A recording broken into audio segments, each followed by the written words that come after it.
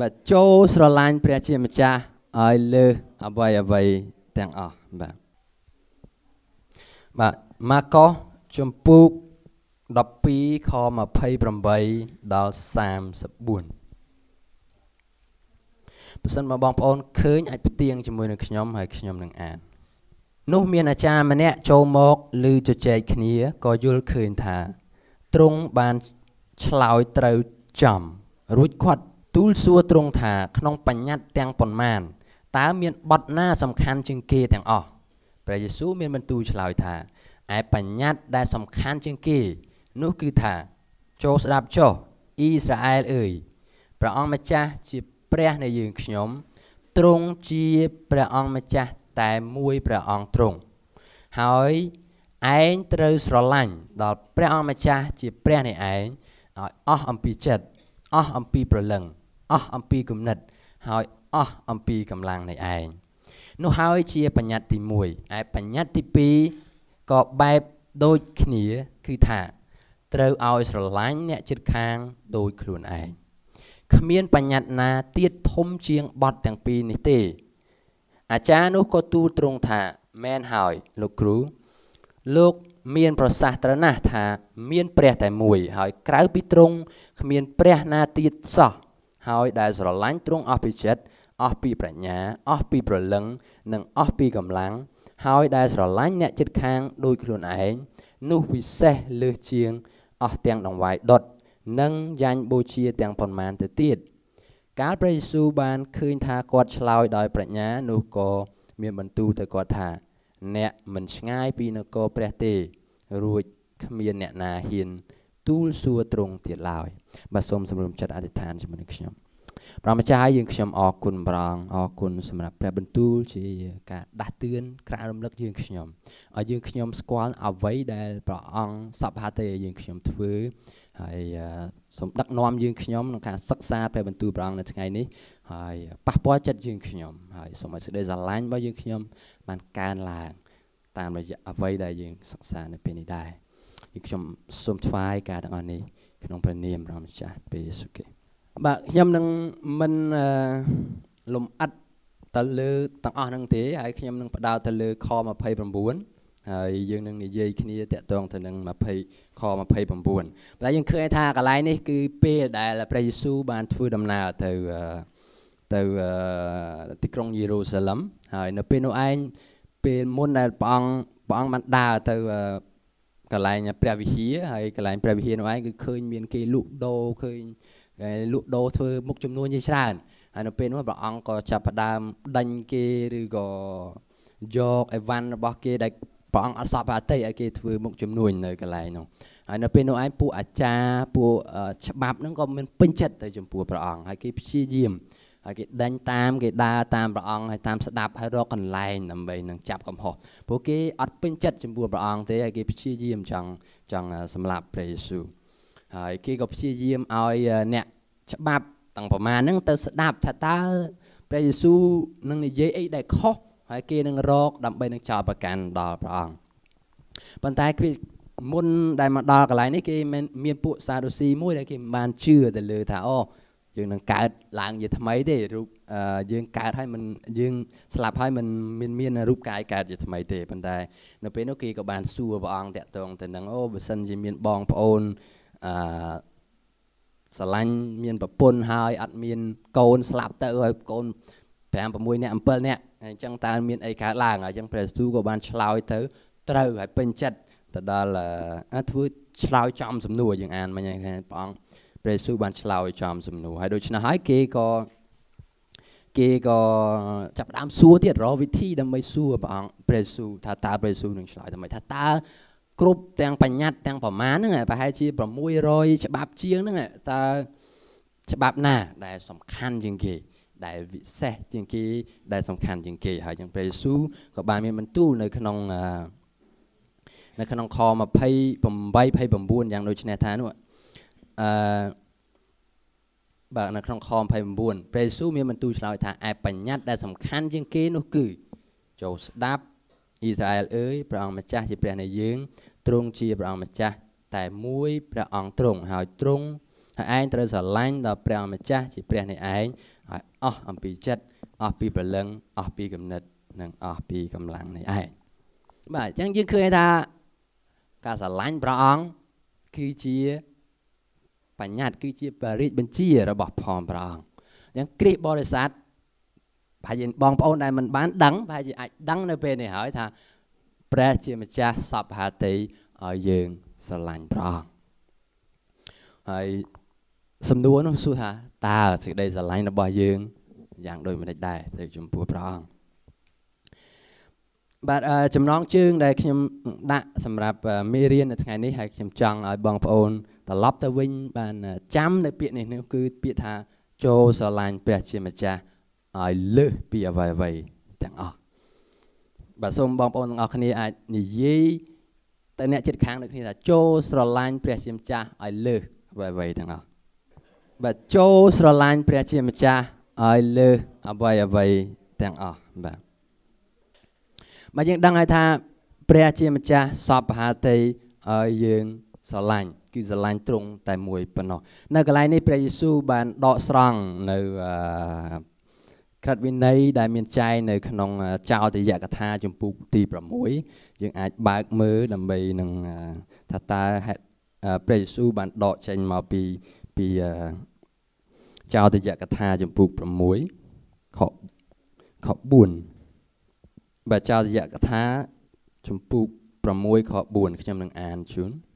ចូលស្ដាប់ចុះអោអ៊ីស្រាអែលអើយព្រះយេហូវ៉ាជាព្រះនៃយើងគឺព្រះយេហូវ៉ាតែមួយអង្គទ្រង់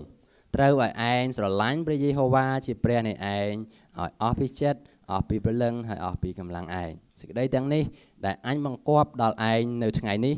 នោះត្រូវនៅជាប់ក្នុងចិត្តឯងចុះត្រូវឲ្យព្រឹត្តព្រៀនសេចក្តីទាំងនេះដល់កូនចៅឯងព្រមទាំងនិយាយដំណាលក្នុងកាលដែលអង្គុយនៅក្នុងផ្ទះហើយដើរតាមផ្លូវក្នុងកាលដែលដេកហើយក្រោកឡើងផងចូលចងសេចក្តីទាំងនេះជាប់នៅដៃឯងទុកជាទីសម្គាល់ហើយត្រូវធ្វើជាស្លាកនៅកណ្ដាលថ្ងាសឯងផងក៏ត្រូវកត់នៅក្របទ្វារផ្ទះឯងហើយនៅទ្វារកំផែងរបស់ឯងផងបាទអញ្ចឹងយើងឃើញថាសំខាន់មែនតើស្រឡាញ់ព្រះអង្គឲ្យលើសទាំងអ្វីៗទាំងអស់គឺសំខាន់មែនតើសម្រាប់តាំងពីអ្នកនៅចំនួនសម័យសញ្ញាចាស់គឺព្រះអង្គឲ្យដាក់នៅជាប់ឲ្យយើងគិតស្រឡាញ់អំពីព្រះអង្គនៅនឹងថ្ងាសរបស់យើងទៅទៀតឲ្យស្រឡាញ់ឲ្យបង្រៀនប្រាប់កូនចៅមួយថ្ងៃពីរ3ដងថាឲ្យយើងស្រឡាញ់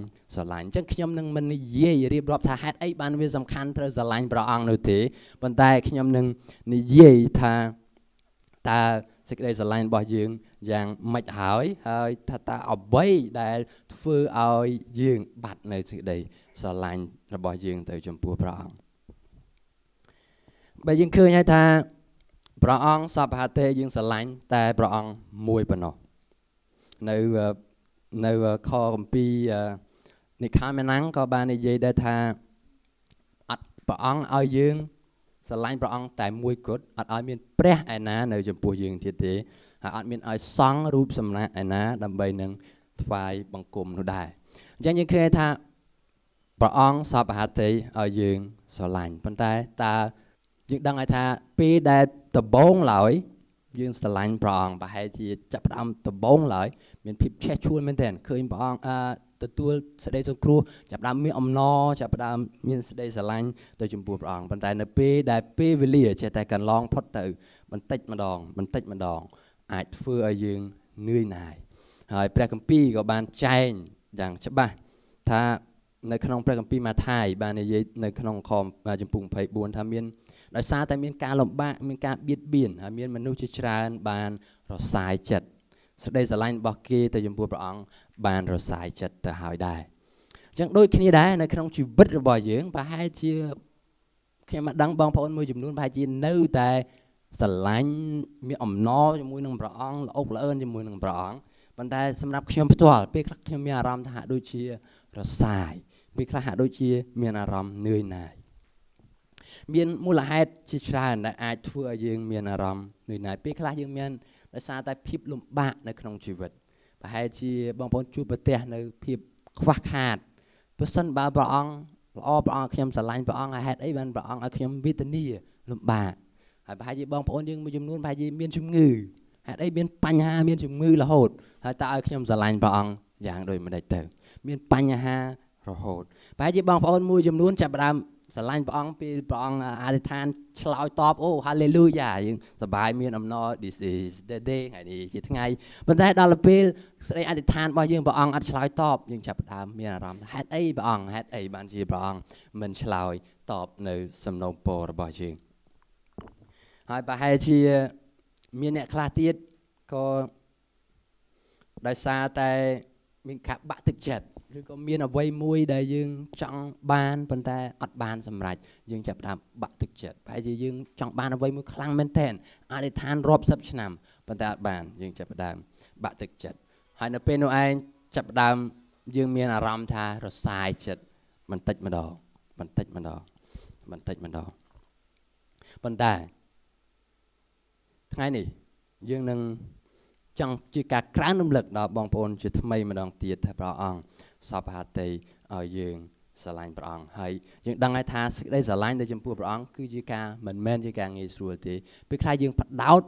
ខំប្រឹងដោយកម្លាំងខ្លួនឯងយើងអាចធ្វើបានទេប៉ុន្តែយើងអាចផ្ដោតដែលស្រឡាញ់របស់យើងទៅចំពោះព្រះអង្គនៅពេលដែលយើងសម្លឹងមើលឯព្រះអង្គ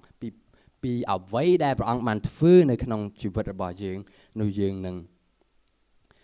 ពេលដែលយើងនៅពេលដែលយើងសម្លឹងទៅឲ្យព្រះអង្គកាន់តែច្រើនថាតើព្រះអង្គបានធ្វើអីខ្លះសម្រាប់យើងអំពីប្រពរដែលព្រះអង្គបានផ្ដល់ដល់យើងអំពីសេចក្តីសង្គ្រោះដែលព្រះអង្គបានធ្វើដល់យើងនោះពេលនោះឯងយើងនឹងមានសេចក្តីស្រឡាញ់ទៅចំពោះព្រះអង្គប៉ុន្តែប្រសិនបើយើងព្យាយាមសម្ប្រឹងដោយកម្លាំងខ្លួនឯងហើយយើងព្យាយាមដោយកម្លាំងខ្លួនឯងនោះយើងមិនអាចស្រឡាញ់ព្រះអង្គដោយកម្លាំងខ្លួនឯងបាននោះទេមានគ្រូម្នាក់ក៏បាននិយាយគាត់ថាកាលណាដែលយើងកាន់តែស្គាល់ព្រះអង្គនោះយើងនឹងស្រឡាញ់ព្រះអង្គខ្ញុំគិតថាជាការពិតហើយពេលខ្លះយើងមានអារម្មណ៍ថាវាដូចគ្នាទៅនឹងទំនាក់ទំនងយើងប្រចាំថ្ងៃដែរបើសិនបើយើងអាចស្គាល់នរណាម្នាក់ដូចថាយើងស្គាល់នរណាម្នាក់យើងស្រឡាញ់នរណាម្នាក់យើងមិនអាចស្រឡាញ់ដោយយើងអត់ស្គាល់បានទេយើងត្រូវការចំណាយពេលជារៀងអ្នកខ្លះរាល់ថ្ងៃទូរស័ព្ទរាល់ថ្ងៃអ្នកខ្លះទំនាក់ទំនងនិយាយណាត់ជួបរាល់ថ្ងៃដើម្បីឲ្យសេចក្តីស្រឡាញ់របស់យើងបានកើនឡើងហើយយើងដូចគ្នាដែរសម្រាប់យើងទៅចំពោះព្រះអង្គយើងមិនអាចស្រឡាញ់ព្រះអង្គបានដោយគ្រាន់តែអត់ធ្វើអីសោះនោះទេមានន័យថាយើងនៅស្ងៀមអូខ្ញុំស្រឡាញ់ព្រះអង្គហើយខ្ញុំអត់ជឿថាយើងនឹងមានសេចក្តីស្រឡាញ់នៅចំពោះព្រះអង្គនោះទេចឹងយើងឃើញថាកន្លែងនេះវាដូចជាសេចក្តីបង្គាប់ថាឲ្យស្រឡាញ់ព្រះអង្គហើយចឹងយើងអាចបង្ខំអារម្មណ៍យ៉ាងដូចម្ដេចតែយើងបង្ខំអូអ្នកឯងត្រូវស្រឡាញ់ខ្ញុំមកបានអត់មើលទៅតែយើងអាចបង្ខំអារម្មណ៍ដូច្នោះយ៉ាងដូចម្ដេចទៅតែខ្ញុំគិតថាអ្វីដែលព្រះអង្គចង់ឲ្យយើងស្រឡាញ់ព្រះអង្គនៅកន្លែងនេះគឺមានន័យថាតាមរយៈសកម្មភាពដែលយើងនឹងព្រះអង្គថាឲ្យយើងស្រឡាញ់ព្រះអង្គឲ្យអស់ពីចិត្តអស់ពីព្រលឹងអស់ពីគំនិតអស់ពីកម្លាំងរបស់យើងពេលខ្លះយើងអត់មានអារម្មណ៍ថាអូស្រឡាញ់ទេប៉ុន្តែនេះគឺជាបញ្ញត្តិដែលព្រះអង្គប្រាប់ឲ្យយើងត្រូវធ្វើពេលខ្លះយើងធ្វើ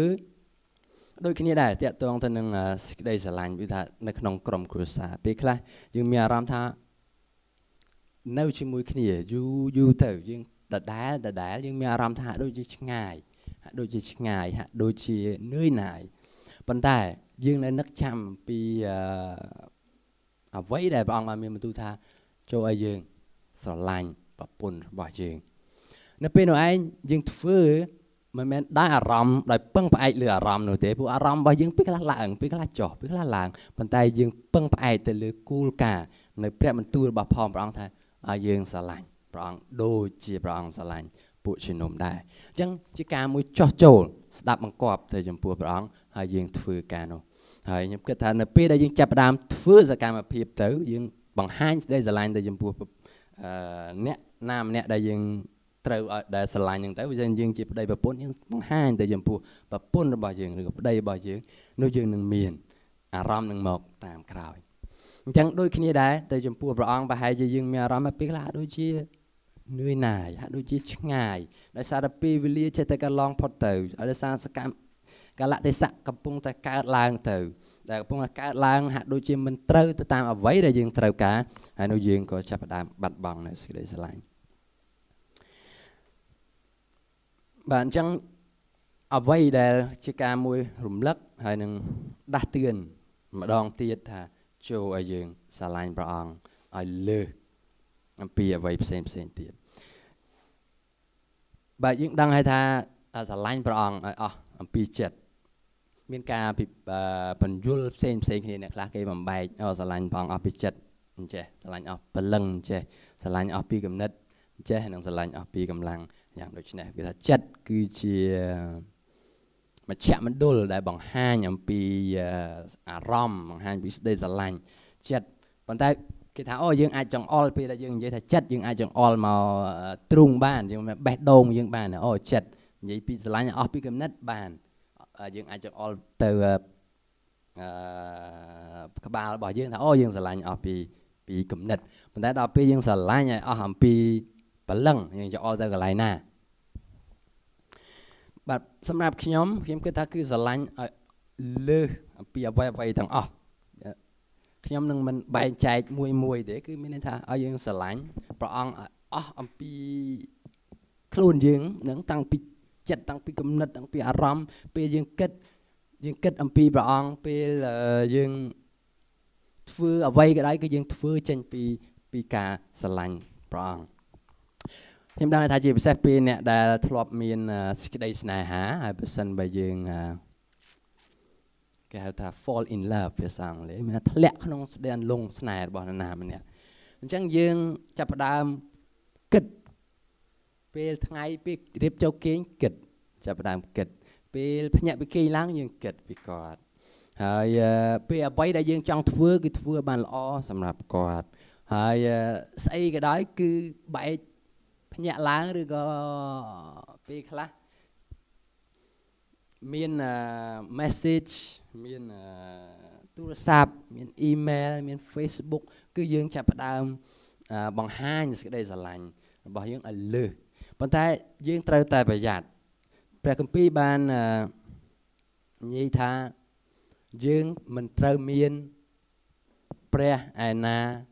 ផ្សេងទៀតទេបើពេលខ្លះយើងមានអារម្មណ៍ថាស្អីផ្សេងទៀតតើតារូបសំណាករូបព្រះបានយើងហៅថាព្រះមានន័យថាតើព្រះអង្គថាយើងស្រឡាញ់ព្រះអង្គតែមួយប៉ុន្តែប្រហែលជាយើងគិតថាយើងស្រឡាញ់តែព្រះអង្គទៅយើងកុំថ្វាយបង្គំរូបព្រះផ្សេងទៀតទៅវាគ្រប់គ្រាន់ហើយយើងអត់ថ្វាយបង្គំរូបព្រះទៀតទេប៉ុន្តែយើងត្រូវដឹងថារូបព្រះគឺអាចជាអ្វីផ្សេងទៀតដែលជំនួសកន្លែងរបស់ព្រះអង្គអញ្ចឹងកន្លែងនេះគឺចង់មានន័យថាចិត្តរបស់យើងគួរតែមានតែព្រះអង្គជាទី1នៅក្នុងជីវិតរបស់យើងប្រសិនបើមានអ្វីផ្សេងទៀតមកជំនួសកន្លែងរបស់ព្រះអង្គនឹងឯងគឺមានន័យថាយើងកំពុងតែថ្វាយបង្គំរបស់នោះហើយឧទាហរណ៍ពេលខ្លះទ្រព្យសម្បត្តិអាចជាព្រះរូបព្រះរបស់យើងនៅក្នុងចិត្តដែរពេលខ្លះយើងមានអារម្មណ៍ថាលុយហេតុអីមានអីត្រូវខុសពិតប្រាកដវាអត់ខុសទេលុយល្អយើងអាចប្រើវាត្រឹមត្រូវវាអាចជាការល្អយើងអាចប្រើវាសម្រាប់បពង្រីកនៅអាណាចក្ររបស់ព្រះអង្គប៉ុន្តែប្រសិនបើយើងសម្លឹងទៅវាប្រើវាក្នុងន័យខុសអាចមួយជាការមួយបង្ហាញថាយើងកំពុងតែថ្វាយបង្គំរូបព្រះហើយប្រសិនបើនៅក្នុងចិត្តយើងគិតលុយជាធំទោះយើងមិនខ្វល់ទេស្អីក៏ដោយមានអីកើតឡើងក៏ដោយនៅក្នុងជីវិតរបស់យើងគឺធ្វើមិនធ្វើឲ្យបានតែលុយហើយពេលខ្លះយើងយកលុយសំខាន់ជាទី1ជាងព្រះនឹងឯងគឺមានន័យថាយើងកំពុងតែថ្វាយបង្គំលុយហើយមិនមែនថ្វាយបង្គំព្រះអង្គនោះទេនៅព្រះគម្ពីរម៉ាថាយបាននិយាយថាប្រសិនបើទ្រព្យរបស់យើងនៅទីណានោះចិត្តរបស់យើងក៏នៅទីនោះដែរអញ្ចឹងគឺមានន័យថាយើងកំពុងតែថ្វាយបង្គំលុយប្រសិនបើយើងអត់បានគិតហើយនឹងពិចារណាមួយទៀតអាចជារបស់ពេលខ្លះយើងមាន iPad iPhone អីទៀត iPod អីអញ្ចឹងទៅឬក៏មានរបស់មានឡានមានម៉ូតូស្អាត ប៉ុន្តែយើងមួយថ្ងៃយើងគិតតែអំពីអាហ្នឹងយើងយកអាហ្នឹងមកដាក់នៅក្នុងគំនិតរបស់យើងហើយលើសអំពីព្រះនេះគឺមានន័យថាយើងកំពុងតែថ្វាយបង្គំរបស់នឹងហើយពេលខ្លះបាទតកតងទៅនឹងកូនចៅពេលខ្លះប្រពន្ធឬក៏សង្សាររបស់យើងយកប្រពន្ធយើងជាទី1លើសអំពីព្រះយើងយកសង្សាររបស់យើងជាទី1លើសអំពីព្រះយើងយកកូនយើងជាទី1លើសអំពីព្រះហើយខ្ញុំគិតថាពេលខ្លះយើងជាពិសេសយើងជាម្ដាយឪពុកពេលដែលយើងបានកូនមកថ្មីជាទីស្រឡាញ់យើងពេលខ្លះយើងភ្លេចគិតអាចចំណាយពេលស្រឡាញ់គាត់លើសអំពីព្រះអង្គខ្ញុំនៅនឹកចាំអំពីរឿងរបស់លោកអាប់រ៉ាហាំប្រហែលអ្នកបានធ្លាប់ដឹងអំពីរឿងរបស់អាប់រ៉ាហាំនិងនាងសារ៉ាបាទលោកអាប់រ៉ាហាំព្រះអង្គបានមានសេចក្តីសន្យាថាព្រះអង្គនឹងផ្ដល់កូនមួយទៅដល់គាត់ថាប្រសិនបើគាត់មិនមែនបើសិនមានន័យថាព្រះអង្គនឹងធ្វើឲ្យកូនចៅរបស់គាត់នឹងរីកសាយភាយពាសពេញពិភពលោកឲ្យមើលទៅផ្កាយហើយនឹងឃើញនឹងកូនចៅរបស់គាត់ប៉ុន្តែលោកអាប់រ៉ាហាំរងចាំអត់គាត់សារ៉ាក៏ចាស់ទៅហើយលោកអាប់រ៉ាហាំក៏អាយុ100ឆ្នាំទៅហើយទើបបានកូនមួយអៃសាកអញ្ចឹងនៅពេលដែលគាត់បានកូនរបស់គាត់អៃសាកយ៉ាងម៉េចតែយើងមានបាទអ៊ីសាក់ភាសាខ្មែរយើងថាអ៊ីសាក់បាទសំទោសច្រឡំយកតង់អង់គ្លេសបាទអ៊ីសាក់បាទអញ្ចឹងនៅពេលដែលគាត់បានកូនអ៊ីសាក់នឹងមកតែយើងសម័យមើលបើសិនបើយើងចង់បានកូនមួយហើយយើងអធិដ្ឋានផងយើងរងចាំរាប់សិបឆ្នាំហើយយើងបានកូនមួយមកតែយ៉ាងម៉េចតែយើងមានអារម្មណ៍យ៉ាងម៉េចពេលដែលកូននឹងកើតមកបាទសប្បាយមែនតើអញ្ចឹងខ្ញុំគិតថានៅពេលនោះឯងអារម្មណ៍របស់យើងការយកចិត្តទុកដាក់របស់យើងគឺផ្ដោតទៅលើអ៊ីសាក់ហ្នឹងតែម្ដងហើយខ្ញុំគិតថាមានការកាត់ស្ដាយផ្សេងប៉ុន្តែខ្ញុំគិតថានៅកន្លែងនេះគឺជាលក្ខណៈមួយដែលបង្ហាញថាព្រះអង្គថាអ៊ីសាក់គឺមិនសំខាន់ជាងព្រះអង្គនោះទេហើយព្រះអង្គបានលបងលោទៅអាប់រ៉ាហាំឲ្យអ៊ីសាក់សំទោសឲ្យអាប់រ៉ាហាំនាំអ៊ីសាក់ទៅលើភ្នំហើយនឹងដើម្បីបូជាហើយខ្ញុំគិតថានេះគឺជាការមួយរំលឹក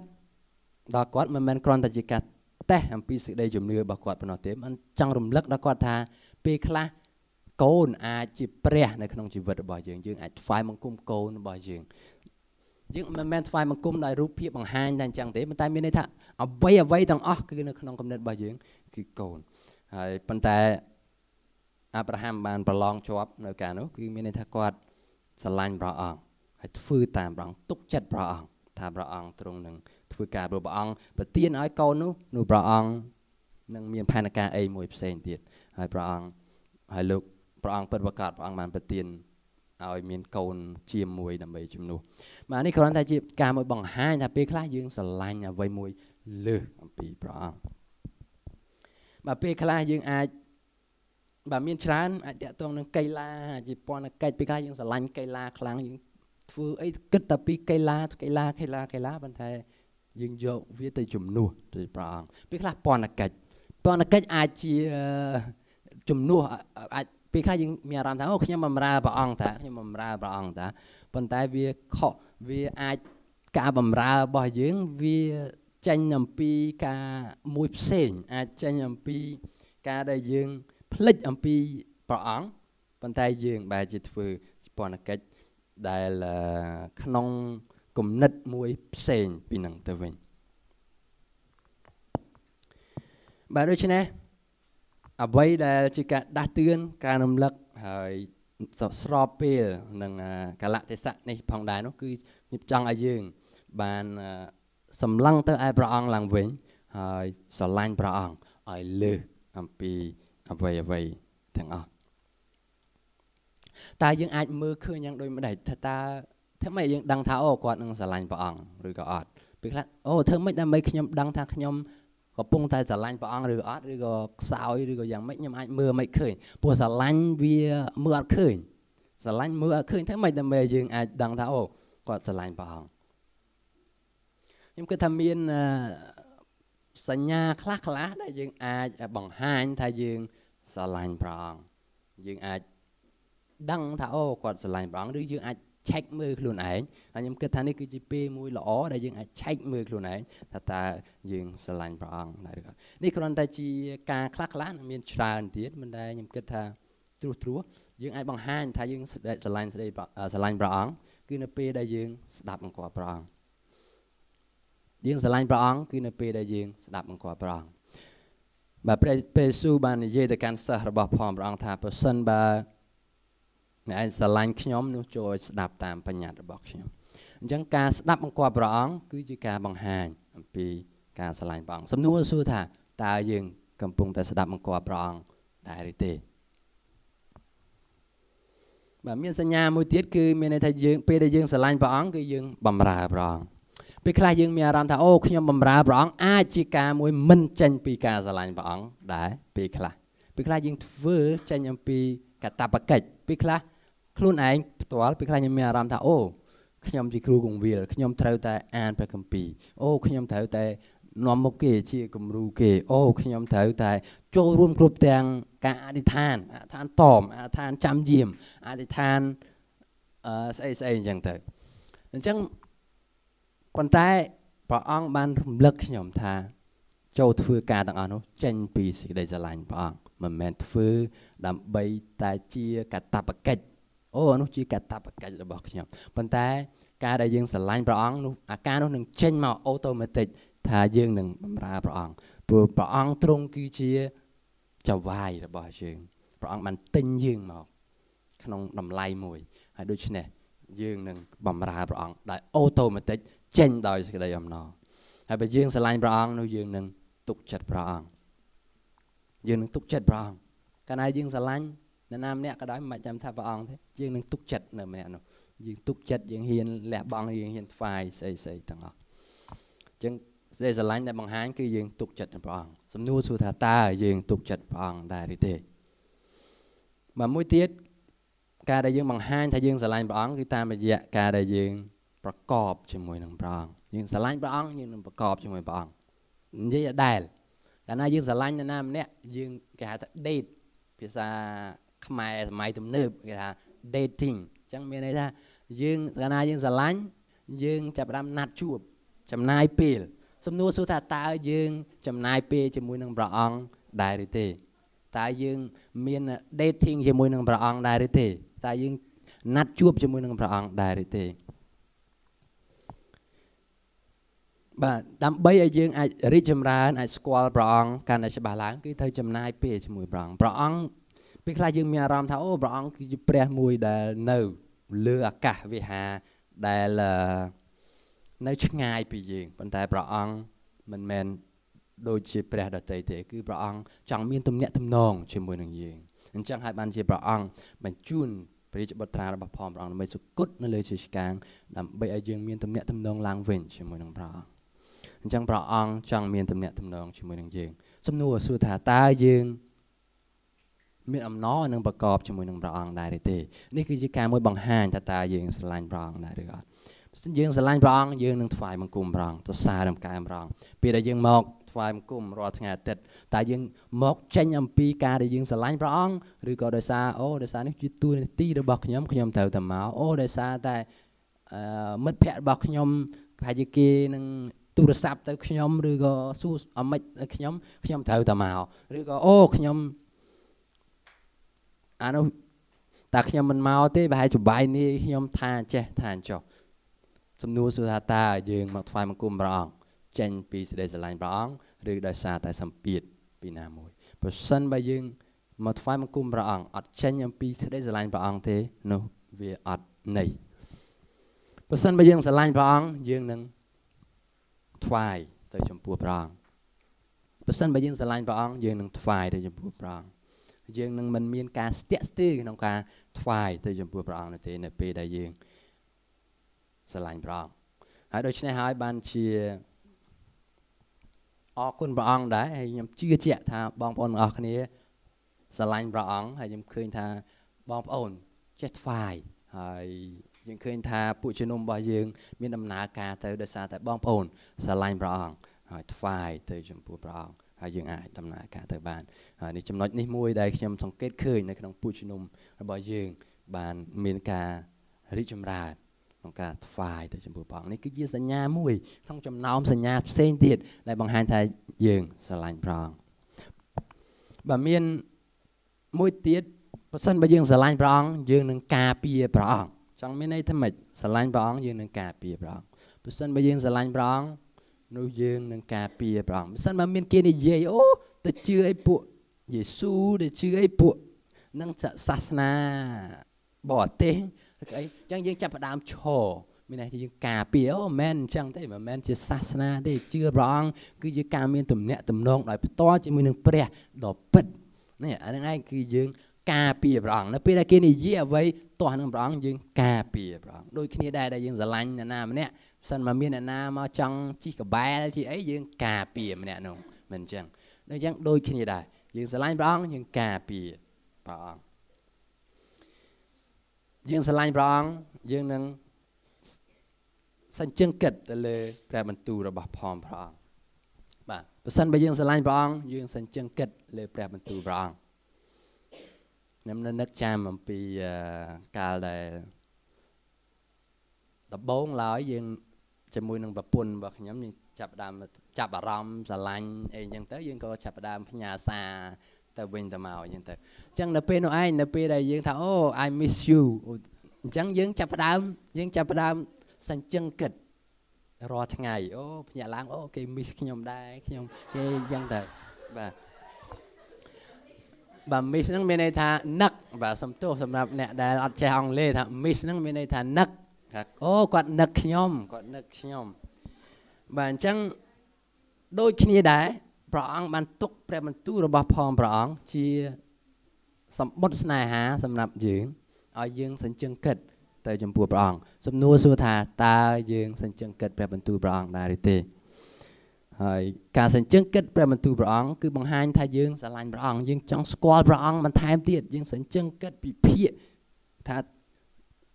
ទៅក្នុងអ្វីដែលព្រះអង្គមានបន្ទូលថាព្រះអង្គមានបន្ទូលយ៉ាងម៉េចពិតប្រាកដមកយើងចង់បង្រៀនអីយ៉ាងនេះបាទហើយចុងក្រោយគឺយើងស្ម័គ្រចិត្តដើម្បីនឹងរងទុក្ខសម្រាប់ព្រះអង្គដែរជាការមួយពិបាកមិនជាការងាយស្រួលនោះទេប៉ុន្តែយើងពឹងអាងទៅនឹងអំណាចរបស់ផងព្រះអង្គដូច្នេះសំណួរត្រឡប់មកវិញម្ដងទៀតតើសេចក្តីស្រឡាញ់របស់បងប្អូននៅចំពោះព្រះអង្គយ៉ាងដូចម្តេចដែរនេះគឺជាសំណួរមួយដែលបងប្អូនសួរខ្លួនឯងខ្ញុំចង់ឲ្យបងប្អូនសួរខ្លួនឯងហើយឆ្លុះបញ្ចាំងហើយជាពិសេសនៅក្នុងរដូវកាលនៃសេចក្តីស្រឡាញ់ដែលពិភពលោកកំពុងតែប្ររពសម្រាប់យើងវិញយើងប្ររពនៅការស្រឡាញ់ទៅចំពោះព្រះអង្គនៅពេលនេះឯងគឺយើងធ្វើការបដិញ្ញាជាថ្មីទៀតទៅចំពោះព្រះអង្គតើខ្ញុំស្រឡាញ់ព្រះអង្គប៉ុណ្ណាដែរតើសេចក្តីស្រឡាញ់របស់ខ្ញុំទៅចំពោះព្រះអង្គរីកចម្រើនដែរឬទេបាទនេះគឺជាអ្វីដែលខ្ញុំចង់លើកទឹកចិត្តដល់បងប្អូនហើយចង់ជំរុញដល់បងប្អូនដូច្នេះហើយសូមឲ្យយើងយកព្រះអង្គការស្រឡាញ់ព្រះអង្គជាអាទិភាពទី1នៅក្នុងជីវិតលើសពីអ្វីៗទាំងអស់ខ្ញុំជឿថាប្រសិនបើយើងស្រឡាញ់ព្រះអង្គជាទី1នោះអ្វីៗទាំងអស់នឹងមកតាមក្រោយតាំងពីស្រឡាញ់អ្នកដទៃយើងមិនអាចស្រឡាញ់អ្នកដទៃបានទេប្រសិនបើយើងអត់ស្រឡាញ់ព្រះអង្គយើងមិនអាចស្រឡាញ់យើងមិនអាចអត់ទោសដល់អ្នកដទៃបានទេប្រសិនបើយើងអត់ស្រឡាញ់ព្រះអង្គហើយការទាំងអស់ទាំងទំនាក់ទំនងនៅក្នុងគ្រួសារក្តីប្រសិនបើយើងមិនស្រឡាញ់ព្រះអង្គជាទី1ទេនោះយើងនឹងពិបាកក្នុងការរស់នៅជាមួយគ្នាដែរយើងទាំងអស់គ្នាគឺមិនល្អឥតខ្ចោះនោះទេអញ្ចឹងយើងតែងតែមានបញ្ហាប៉ុន្តែបើសិនបើយើងសម្លឹងទៅព្រះអង្គហើយសេចក្តីស្រឡាញ់របស់ផងព្រះអង្គបានបង្ហូរនៅក្នុងជីវិតរបស់យើងនោះយើងអាចស្រឡាញ់ទៅដល់អ្នកដទៃយ៉ាងងាយ